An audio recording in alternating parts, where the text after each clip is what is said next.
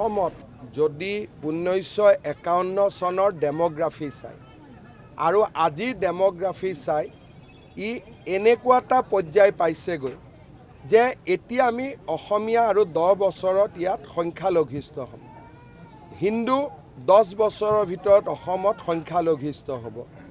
এটা হেৰাই যাব বিচৰা জাতিক আমি পুনৰ তাৰ জীৱন উদ্ধাৰ কৰিব লাগিব আৰু সেইকাৰণে আজি এটা আমি নতুন সংকল্প লৈ আগবাঢ়িছোঁ।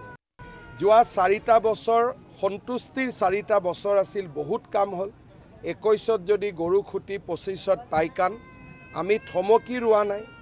আমাক হতাশ কৰিব চেষ্টা কৰা হৈছিল, হতাশ আমি হোৱা নাই। থমকাব চেষ্টা কৰিছিল, আমি থমকি ৰোৱা নাই।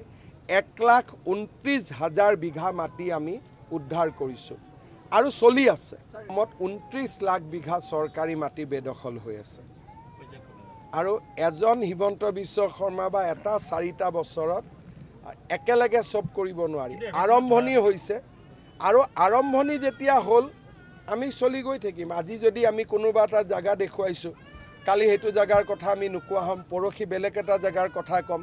আল্টিমেটলি টাৰ্গেটটো 29 লাখ বিঘা আৰু আমি কৰিব পাৰিছোঁ 1,29,000। ক'লো নহয়, ৰাষ্ট্ৰীয় ঘাইপথৰ দাঁতি আনকি আমাৰ ঘৰৰ মুধচতে আছে। কিমান স্বাধীনতা সংগ্ৰামীৰ মাটিটো দখল কৰি বহি আছে, কিমান শ্বহীদৰ মাটি দখল কৰি বহি আছে। গতিকে সমস্যাটো বহুত ডাঙৰ। কেইটা দিন যিটো দেখিছোঁ অসমৰ মুখ্যমন্ত্ৰী ডাঙৰীয়াই যিটো পদক্ষেপ লৈছে, এইটো এটা উল্লেখনীয় পদক্ষেপ, কাৰণ কোনো এইটো কৰিবলৈ এতিয়ালৈকে সাহস কৰা নাছিলে। আৰু এই ধৰণে যদি চলি থাকে, ঠিকেই কৈছে তেখেতে। সেইদিনা কৈছে যে 10 বছৰৰ মূৰত অসম সংখ্যালঘুত পৰিণত হ'ব অসমীয়া ৰাইজ। এইটো তেখেতে যিটো কথা কৈছে, তেখেতে ডাটাবেছ কথা কৈছে, কিন্তু তেখেতে এনেইতো কথাটো কোৱা নাই। যি ধৰণৰ জনগাঁথনি বাঢ়ি গৈ আছে সেই সময়ত সংখ্যালঘুৱে আমাৰ অগ্ৰসৰ কৰি আছে। মানে এইকেইদিনত তেওঁ যিমান মাটি এতিয়ালৈকে সংখ্যালঘুৰ পৰা উচ্ছেদ কৰি লৈ আহিছে, তাৰ ডাবুল মাটি এতিয়াও সংখ্যালঘুৰ হাতত। এই কথাবোৰে কি সূচাইছে? এই কথাবোৰে এটা সময়ত ভোট বেংকৰ স্বাৰ্থত কিছু ব্যক্তি আনি সোমোৱাই এটা মানে সৃষ্টি কৰিছে এখন গাঁৱৰ, এখন মানে বৃহৎ গাঁৱৰ। গতিকে এইটো আচলতে তেখেতে যিটো কথা কৈছে এইটো একদম সত্য কথা।